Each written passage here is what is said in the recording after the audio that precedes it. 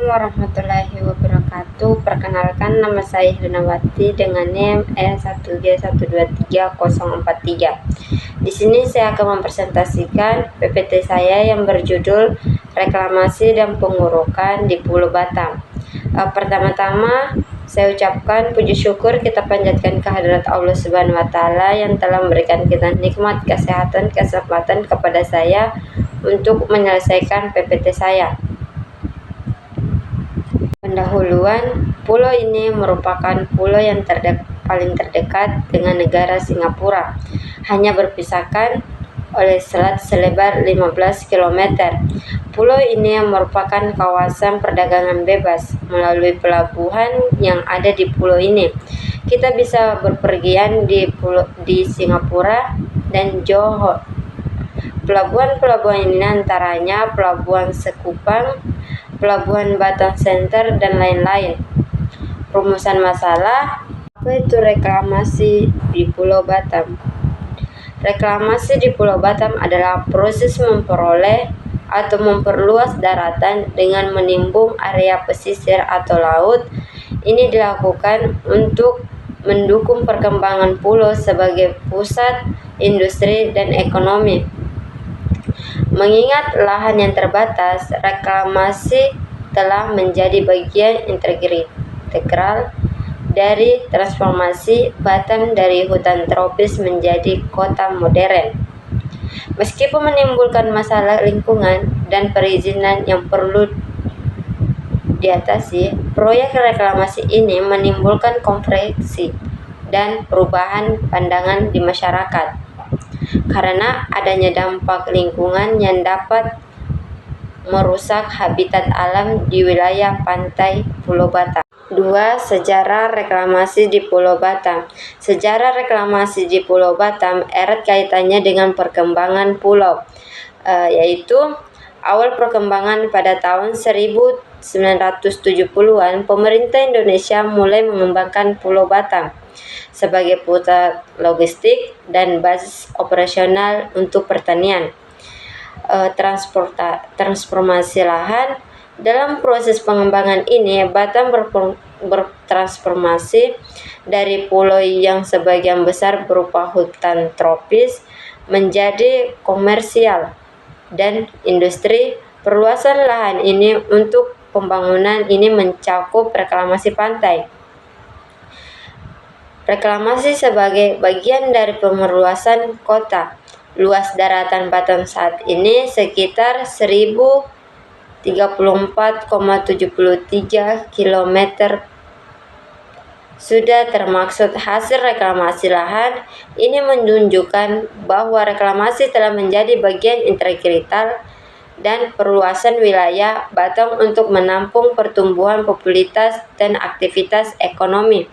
3.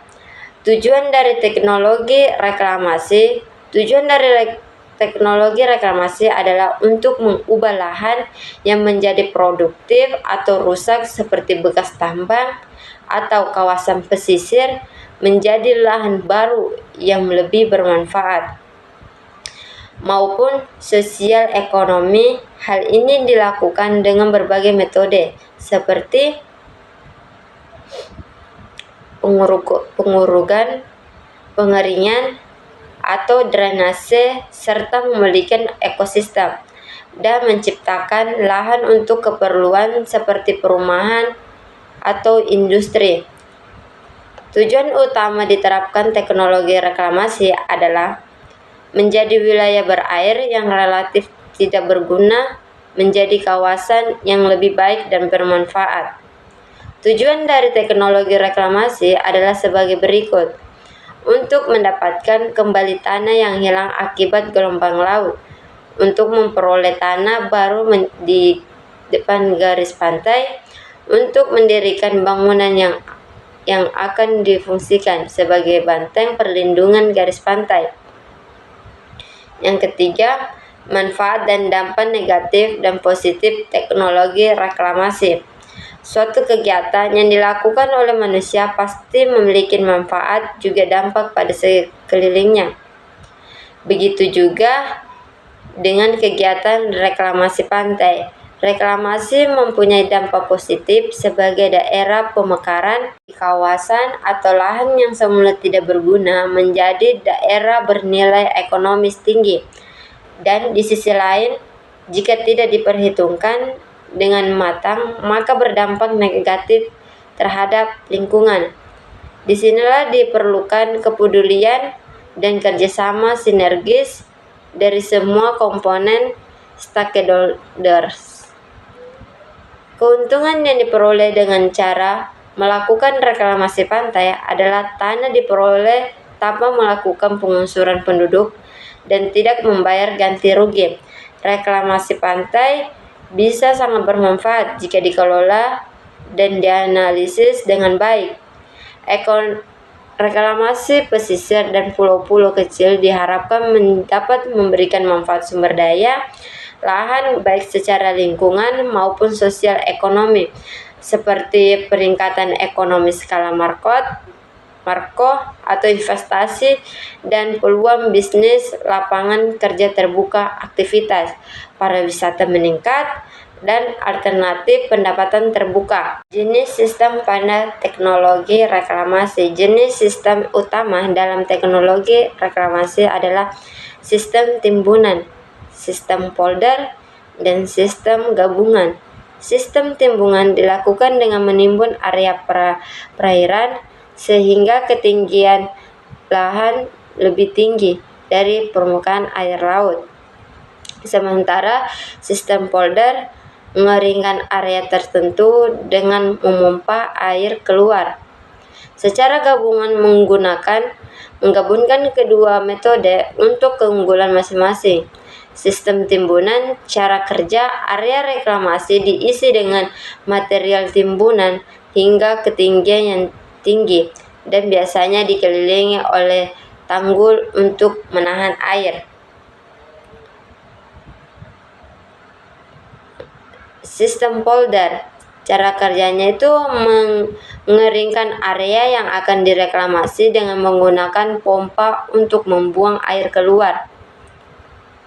Sistem gabungan, cara kerjanya menggabungkan kedua sistem di mana rasa timbunan digunakan untuk menstabilkan dan sistem polder untuk mengandalkan kelembapan atau genangan. Baik, itu saja. Itu kesimpulan. Adapun kesimpulan yang bisa saya ambil yaitu reklamasi di Pulau Batam merupakan upaya strategi untuk memperluas lahan daratan dalam rangka mendukung pertumbuhan ekonomi industri dan pemukiman di wilayah yang memiliki keterbatasan lahan. Melalui teknologi reklamasi, kawasan pesisir dan laut yang semula tidak produktif dapat dimanfaatkan menjadi area baru untuk pembangunan infrastruktur, perumahan, dan pariwisata. Itu saja dari saya, kurang dan lebihnya mohon dimaafkan. Wabillahi taufiq wal hidayah. Wassalamualaikum warahmatullahi wabarakatuh.